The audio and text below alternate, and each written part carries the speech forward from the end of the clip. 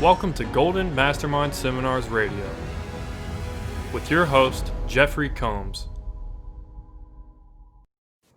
Good afternoon, Jeffery Combs, President and Founder, Golden Mastermind Seminars Incorporated. Welcome to 2 for Tuesday. This is one of two Facebook Lives every Tuesday. This is the Golden Mastermind Seminars Facebook Live, GMS Live. Welcome to Live this afternoon. It is 4 o'clock Eastern Standard Time, 1 p.m. Topic for today's call is the attraction factor. The ability to attract to reality people and situations that will fulfill cause, meaning, and purpose. Marina, welcome to today's Facebook Live. David Summerly, welcome to Facebook Live this afternoon. Kevin Clinton Paulson, welcome to Tuesday afternoon, late afternoon, GMS Facebook Live, Golden Mastermind Seminars Incorporated. Bryce Thompson, good afternoon. Bryce says hello to everyone. Welcome to Facebook Live. Topic for today's Facebook Live is the attraction factor. Yvonne, Kayla, and Bryce, welcome. Good afternoon. And Kayla, good afternoon to you in the beautiful San Francisco Bay, if that's where you are today. Welcome, everyone. I'm going to move into the inspirational portion of today's Facebook Live. Heather, good to see you this afternoon. Look forward to coaching you this afternoon. Heather, good to see you. Wojo, good to see you. Lori, Heather, Brittany. So we're going to go ahead and move into the inspirational portion of today's call. If you are relatively new to this Facebook Live, feel free to connect with anyone on the live. Most of the people watching are coaching clients. Many of them have been my client for multiple years. Scott Huminski, welcome to Facebook Live this afternoon. Kayla says she is in San Francisco, the beautiful city by the bay. And I had the privilege of coaching Wojo this morning. So let's move into the inspirational portion and content of today's Facebook Live. Attraction is a skill. For those of you who have coached with me or followed me for a number of years, I have consistently taught that being able to attract to your reality people and situations to fulfill your purpose, cause, and meaning is a skill. We have a Division II or Division 1AA volleyball coach on today's Facebook Live who is a very, very skilled recruiter. Recruiting is a skill. Bringing talent together is a skill, but being able to recruit, attract. So attraction will show up in who you hire to trim your trees. I have a very, very skilled tree trimmer and an arborist. His name is Oscar. He's been trimming my trees for 10 years. So in real estate, I have a full team. I have a mason contractor, a brick contractor, cement contractor, general contractor, roofer, paver, etc. That is my network. To my reality, I attract people and situations that can fulfill cause, meaning, and purpose. Then in your network, in mine, I have a civil attorney, I have a tax attorney, I have a great accountant, a bookkeeper. This is all part of the network, people I attract to my reality. And these relationships have come over periods of years. My accountant's been my accountant for over 10 years. Prior to that, I had a different accountant for 10 years. So being able to develop connections into contribution into collaboration. This is how you start to bring a situation together that forms the culture, that forms the team. So in attracting to your reality, it's going to be very important that you understand what this means. The map of consciousness explains. Now, what does that mean? So consciousness is anxiety, fear, and doubt. That's the bottom. That's a low level of consciousness. A higher level of consciousness is understanding, being aware, knowing, trusting. So in that type of energy, when you know, you'll attract at a higher law of averages, more quality, like-minded people in the know, in the now. When you're in anxiety, fear, and doubt, and you reside in anxiety, fear, and doubt, you're going to attract to reality similar energy, similar people to fulfill those feelings. That's why you see in relationships when someone leaves one relationship and they don't really address the cause that created the effect of that type of relationship, and they move to the next relationship, that person tends to repeat the behavior unless effort is put in to sobriety and recovery. On last night's Facebook Live, I covered detachment. And if you haven't had a chance to watch it, it was recorded at 9 p.m. Pacific, 12 Eastern Standard Time late last night, and I covered detachment and codependency. So if you're codependent, meaning you enable, over-obligate, do more for others than you do for yourself, you will attract people to fulfill those feelings. So if you're a chronic enabler, it means you're doing everything for everyone else. If you're building a culture and a team, you'll attract people of that energy to you frequently. Scott Lucas is on today's call. Scott's been my client going on well over 2 years, or going into 2 years now. Scott's been through a lot of recovery, sobriety, and really understands what it means to let go. So letting go means separating your feelings from the events that shaped them. So if you've had disappointments in your recent past, a divorce, a job that let you go, a career that ended, a company that went out of business, or situations like this, and you're still living in that disappointment of the past, you can still harbor that energy, bring it into the present, and then attract your reality, people and situations to fulfill those feelings. So in this book, The Map of Consciousness Explained, or any other books written by David Hawkins, Hawkins breaks down energy and then breaks it down into cycles per second, or hertz. So that is how energy is measured and calibrated. I spent quality time earlier in my career with Dr. Joe Dispenza and John Assaraf, and both of them also talked about this, the reticular activating system. It's an emotional engine that searches for a set of feelings. And those set of feelings that we hold on to in anxiety, fear, or doubt are anger, hate, resentment, guilt, shame, abandonment, rejection, overwhelmed feelings, grief, apathy, and pride. So if you have anxiety about being rejected, or if you live in abandonment, well, you're going to attract people to fulfill those feelings. As you become aware of this, as you begin to have a better understanding, as you separate your feelings from the events that shape them, you're now creating distance and space. That's called allow.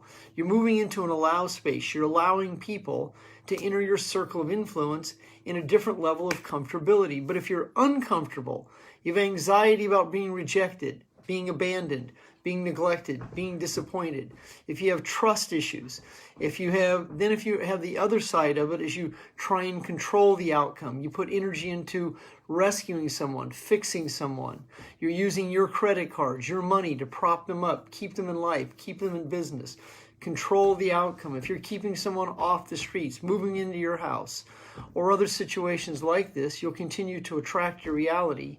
The same situation over and over fulfills the feelings. So when you're emotionally addicted to a set of feelings, there's a payoff. Now, most of society does not like to address the payoff. They'd rather stay in denial. And that denial is spoken like this: I don't know. I don't understand why I do this. This always seems to happen to me. Well, there's a reason that it's happening to either you or someone else, because there's a series of events that creates an emotion. That emotion is also connected to a set of neurons that wire and fire in the brain, and a body that runs the brain in an overwhelmed state will go into fight or flight. And that fight or flight means I'm worried, I'm nervous, I'm not sure about the outcome. And so that also creates avoidance tendencies. It also creates stuffed feelings that are typically stuffed with food, alcohol, compulsive debting, spending, sex, love addictions, anorexia, bulimia, and a whole multitude of situations that keep you in a less than, in an average, in a I'm not good enough, and I'm not sure if. That's the energy that gets transmuted in a very mixed message. So in a mixed message, you're virtually saying, please join me, but don't, because I'm not sure if. I'd like to go out on a date with you, but I'm not sure if I'm good enough or if I can control the outcome. So what happens to a lot of really good people with good intentions, that's good on good, but not committed, is there's a lot of avoidance that happens. A lot of overwhelmed, a lot of uncertainty, a lot of not sure, especially when you're changing a career. When you've had a career that you're familiar in, and especially when you're told what to do, and you drive to a certain place, and there's a set of rules in place, and there's a set of documents that tell you how to operate, and there's managers, and there's hierarchies, and there's government that's governing you and telling you how to operate and perform, and then they gaslight you and ghost you and traumatize you and reject you and abandon you, just like happened in your household, and you wake up one day and go, wow, this is not the job or the career or whatever it is that I'm looking for. And so you actually start to make this break, and you say, I'm done with this. And you step out into a place called free enterprise. Well, your body isn't prepared for the toxic shock that it's about to encounter, because it's new, and this new and unfamiliar state for many people is overwhelming. And as you begin to have a better understanding of why you do what you do, as you have a better understanding of letting go, separating feelings from events, you will begin to change gradually, or it can happen quickly, who and what you attract. So this will explain the phenomenon of why someone can enter into a direct sales business, a direct marketing business, and where their skills of recruiting, someone who has the ability to recruit can start to build a culture. If you look in sports, Nick Saban has been one of the greatest recruiters in the history of college football. Dabo Swinney at Clemson is also another one. The great Bear Bryant. You can look at some of the coaches in basketball, football, volleyball, sports. Then you look at professional sporting teams that draft and bring and build cultures over the era of time, the New England Patriots, the New York Yankees. And then you look at other situations. Then there's the volleyball cultures of teams that dominate, swim teams that dominate, and then there's college that specialize in it, and they learn how to recruit. Well, it's going to be your responsibility to also learn how to recruit. And on a very, very scaled down level, we're talking about even recruiting a soulmate. And even though that may not be how you've ever perceived it, but if you continue to attract people that you date and mate that you're in conflict with, or they're addicts, and then you think you're going to fix and mend them, well, you're going to be in the same situation over and over until you can change the behavior. But when you become clear, you become certain, and you understand, and you know, so there's a different level of focus. Instead of trying, that's what it is, it's like way out here in this big net, you're trying to find some of this big net. And in internet marketing, there's terms for it. It's like, who are you looking for? You know, who's your ideal candidate? Who are you clearly looking to attract? Who's your ideal teammate? And in real estate, if you're selling in certain markets, you're looking for a qualified buyer. So if the average home price in Orange County, California is $800,000 to $1.5 million for that bottom tier of homes, well, there's a certain type of buyer that you're looking for. You're not going to drive across town, pick someone up who doesn't have the credit to buy that house. It just doesn't compute, does it? Yet that's how many people do, is they go out and they attempt to attract people who aren't qualified for the situation, and then many people try and fix the situation, control it, over-obligate, and enable. And then what happens is disappointment. As you become clear, as you have a better understanding, as you move into an energy called courage, because courage is the first level of consciousness above anxiety, fear, and doubt. Now, courage is not an emotion. Courage is a quality, but it's an accessible energy that you pull yourself up into the ladder. You have enough courage to face the situation. And in that courage, as you let go of the courage rung, and when you go like this, and you move into acceptance, now you've just graduated up into 250 cycles a second. Once again, energy is measured in hertz and cycles per second. So a very, very low vibration that you will transmute the lowest level of energy will be an energy called apathy. It's despondent energy. It's depression energy. It's give up energy. It's rock bottom energy. On 3 different occasions in my life, I was in a very rock bottom situation. The rock of rock bottoms for me was being wheeled into a hospital on a gurney, put in a hospital bed in a county hospital. I spent 4 days on Demerol, and was eventually wheeled in to a 12-step meeting for heroin addicts and alcoholics in the county system. And that's where I got clean and sober 33 years ago, and that unequivocally changed my life. Because at that point in my life, rock bottom was near suicide. That's apathy, that's despondency, that's hopelessness, that's give up. That's the bottom of the scale of energy. Who am I going to attract? Street addicts, hopeless people, homeless people, because that's where I'd gravitated down to. People go, oh my God, you've been through so much. Well, you don't want to go through that. That's very overrated to hit rock bottom. You don't require a couple of divorces to get the lesson. You don't require rock bottom. Jail is not the recipe. I ended up in jail a few times for drug addiction, alcoholism, hit and run, a whole series of transgressions that I just couldn't seem to get it together. When rock bottom is rock bottom, that's not the way to change. The way to change is now, when you're ready, when you're committed, because in any given day, David can beat Goliath. Your Goliath is your ego. Now, your ego is not your eccentric or your egotistic. Your ego is the lower self that continues to whisper into your ear that you're not good enough.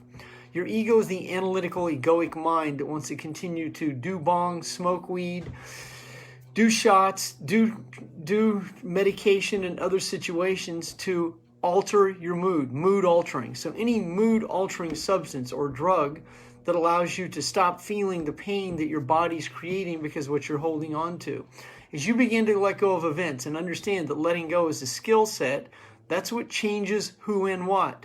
As you begin to let go, and so if you've had traumatic relationship after traumatic relationship, if the men or women that you've attracted consistently to your life are addicts and codependents, or people that have a lot of drama and chaos, then it's your responsibility to take a good look at this in full acceptance, with forgiveness, and understand that you had a responsibility.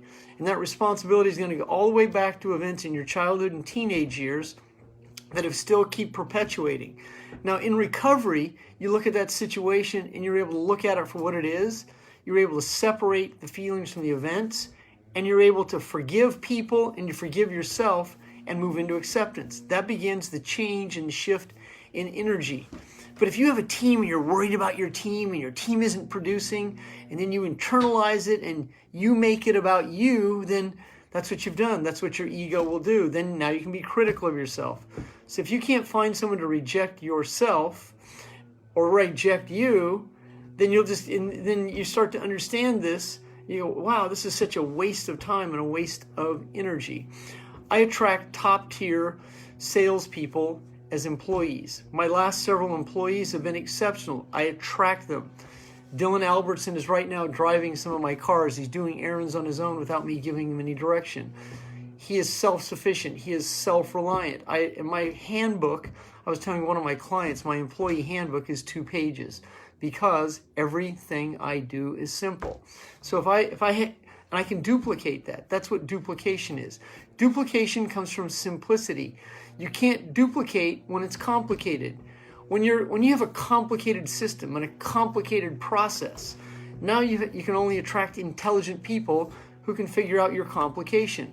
But if what you produce is simple, if you have a routine, a method, a way to go about a daily life, and you can attract someone to your reality that can duplicate this, then there's a probability that there will be production based on that simplicity. But if it's complicated, production gets complicated. It's complicated to produce. That's why a simple system that is easily duplicated is what will create the compounded effect. So what I do is very simple. I do the same thing over and over every single day. When I tell people how many hours I devote to my craft, many people go, oh my God, I could never do that. They are right. They just spoke into existence the reality that they're going to create. Because see, also in attraction, word is law. The way you communicate dictates who and what you attract. So if your communication style is broken, a lot of sentences are stopped and started. If you start the sentence and then go down over here, and when I coach people, I go, finish your first sentence, finish your first thought. And this is what happens. Many people are so overwhelmed. They start a sentence, they go to the next sentence, they don't finish the last one. They've got 2 or 3 sentences going on at one time, and they wonder why they can't close sales. Now, Paul Stock is on today's phone call, or today's live. Paul is a top-tier contractor in the state of Connecticut. Paul is the type of people that he has several crews at one time. He rehabs homes, fixes and flips homes, and he does projects for another top-tier real estate investor, Joe Shermer. They collaborate and contribute to each other, and the two of them will have multiple projects going on in one time. So that means that the two of them are skilled at being ambidextrous. These 2 men are very skilled at being able to move the parts at one time. Now, the way that's done is in organization, detail conscious. But you can't do this when you're overwhelmed. What happens is you get behind, you miss tax payments, you miss payments at the bank, you have challenges collecting from the customers, and this is what happens to many contractors. They're so overwhelmed and they're so skilled at building, but not skilled at collecting and not skilled at the details of running the business, that the business goes out of business. It's a very common commonality.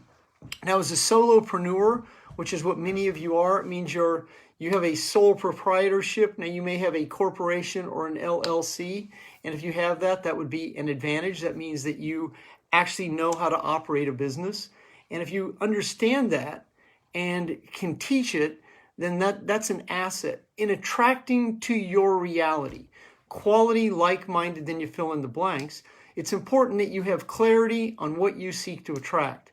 And when you are clear and you know what you are looking for, then you will attract soulmates, teammates, vendors, contractors, then attorneys, accountants, and other people in your circle of influence and your net worth. Because it's imperative that you attract your reality quality, like-minded success seekers that you can collaborate with. And as you learn the skill of letting go, meaning you're skilled at separating feelings from events, then you are no longer the mind-body connection to the events that shape the feelings. So in this classic book that just came out, this is David Hawkins' newest book. Now, I've been reading David Hawkins since 2008. I bought my first David Hawkins book, Power versus Force. Hawkins wrote that book in 2005. Hawkins was a phenomenal writer. He passed in 2012. The latest book is a compilation of some of his greatest content that was just been brought together in 2019 and then published in book form. And his content is very, very consistent about how to scale the map of consciousness. So in understanding consciousness, consciousness means awareness, understanding, and knowing. So what's going on in the world today? It's head swiveling for a lot of people. But there's never been a time that you trust the process more than right now. I mean, you trust in God, you trust in the process, but most importantly, you trust in yourself to follow through. But if you spend a lot of your time overwhelmed, worried about the outcome that hasn't happened, you will not be and stay productive. A lot of oppression is happening to us. A lot of our civil liberties are getting taken away from us. We can't dine out. We can't go out. We're asked to wear certain situations on our faces. And I understand all this. As an American, a patriot, and someone who understands what's going on in the world, I can't focus on all that. What I focus on, who I can be and what I can do, and I will definitely do my part in this process. But my focus is on attracting to my reality people I can offer my service and my value to. My purpose is to be very clear on what I'm seeking in my clients, my prospects, my teammates, and my employees, my people in my circle of influence, my mastermind alliance, my network, and people who I can collaborate with, people who of like mind come together for common causes. When you have one or more people come together for a common cause, that's the formation of a mastermind alliance. As you begin to bring 2 and 3 people to your reality, and 4 and 5 and 6 and 7, now you're starting to create a culture. If you want to be a millionaires in this society, I mean, welcome to the big leagues. It's not that it's going to be more challenging in the present and the future. It's going to be what it is. And that means if you can adapt and adjust to the situation at hand, and you bring value and service, or you have intellectual property, you're innovative and creative, and you can move and adapt and adjust, then there's a high probability you'll own a business, stay in business, and teach the skills to others. But if you get overwhelmed, worried about the outcome that hasn't happened, you'll attract your reality, people, and situations to fulfill your purpose. Also, in attraction, it's imperative that you have very clear boundaries with who you let in your circle of influence, who you listen to. If you listen to mainstream media, you can absolutely get overwhelmed by them. Now, I have been a proponent of not watching that type of content for over 25 plus years. My life changed in 1996 when I bought a course called Gateway to Financial Freedom. I met people in that circle of influence. I met Ron Paul in that time frame. I met Frederick Lehrman. I met David Icke. I saw David Icke speak in 1997. I saw G. Edward Griffin. That content that I learned from him about the Federal Reserve banking system unequivocally changed my whole mindset about money. Also, in attraction, the way you feel about asking, receiving, and deserving determines your ability to create commerce and free enterprise. And then your tenacity and your relentlessness about being and staying in a business, being and staying gainfully employed by self-employed. Our great nation offers you that. Our great nation, no matter how challenging it is at present, still gives you the opportunity to create and attract what the free market will bear in free enterprise, meaning there are no limitations. Now, our situation is being challenged right now. I'll be the first to say my head is swiveled a little bit, but I also am very level-headed. I have a good common sense. I'm from a small town of 7,500 people in Iowa and 15,000 people in Missouri. I grew up in two towns. I grew up close to Omaha, Nebraska, and Kansas City, Missouri. So I have some common sense about there's not a whole lot I can do, but there's a lot about what I can be. And I can be my best every single day. So that means if I say it, I follow through on it, because word is law, word is law. And if you're committed to changing who and what you attract, then be very clear in your daily game plan. So your daily game plan, you require dedicated blocks of time to exercise, spirituality, content, to connections, collaborations, and then if you have a job or a business, you have dedicated time to the production of it. Also, if you have a job, do your best not to hate your job. Because if you're hating your job and then you bring that hate into your home, and then you think you're going to separate this hate from that business, you may not like your job, but at least respect your employer and respect the situation that you have. Do your best to let go of anxiety, fear, and doubt. The emotions are anger, hate, resentment, guilt, shame, abandonment, rejection, overwhelmed feelings, grief, apathy, and pride. As you separate your feelings from those emotions, you're scaling consciousness, meaning you're now moving into courage, courage into acceptance, acceptance into consciousness. The bottom of consciousness starts transmuting energy at 300 cycles a second. It means you start to pick up momentum. Your objective is to be able to be and stay in consciousness so that you're not relapsing back into anxiety, fear, and doubt. So if I feel myself getting worried about the outcome that hasn't happened, I take deep, long abdominal breaths, because that breath, which is connected to the neocortex of your brain, it connects to the bottom of your abdomen, connected by a nerve called the vagus nerve. When you're able to keep those two connections between your brain and your abdomen through abdominal breathing, now you're separating the neurons that wire and fire that form feelings of apathy, grief, anxieties, and other feelings that we tend to hold on to. As you're no longer the mind-body connection to the events that shape the feelings, then you are letting go. Letting go means that you are separating your feelings from the events, so there's no emotional connection to your past, so your present has clarity. My name is Jeffery Combs. I am the president and founder of Golden Mastermind Seminars Incorporated. If you are on my email list, I have a Black Friday special that I've had for the last 20 plus years. So my assistant Dylan Albertson has already released that. If you're on today's call or today's live and you have not accessed a free 20-minute coaching session from me, I offer 20-minute coaching sessions to first-time clients or repeat clients who would like to reconnect with me regarding one-on-one coaching. I have coached 60,000 hours, 12,000 clients. I'm going to be entering my 23rd year of coaching. So thank you very much, everyone, for being on today's Facebook Live. Now, today is 2-4 Tuesday. Henry and Ted, good to see you. Carla, great to see you. Linda Davis, great to see you. Wendy, great to see you. And everyone else that I didn't get the opportunity. 2 for Tuesday, that means that tonight at 9 p.m. Pacific, I'll be back here with a new topic. Jennifer Sparrow, great to see you this afternoon. Thank you for the content you sent me. And for those of you, Heather, look forward to coaching you this afternoon. Amy Gilbert, love, love, love you and Tom. Big hand for Amy Gilbert's husband, Tom, 20-plus year veteran of the New York Police Department, specifically on Long Island. Love our men in blue. Wojo, good to see you, my brother. Congratulations on your successes. I'm going to go do a little prospecting. Have a great afternoon. Scott Lucas, good to see you. Good afternoon, everyone. Roger Maldonado, my brother, good to see you. Mike Mackin, good to see you.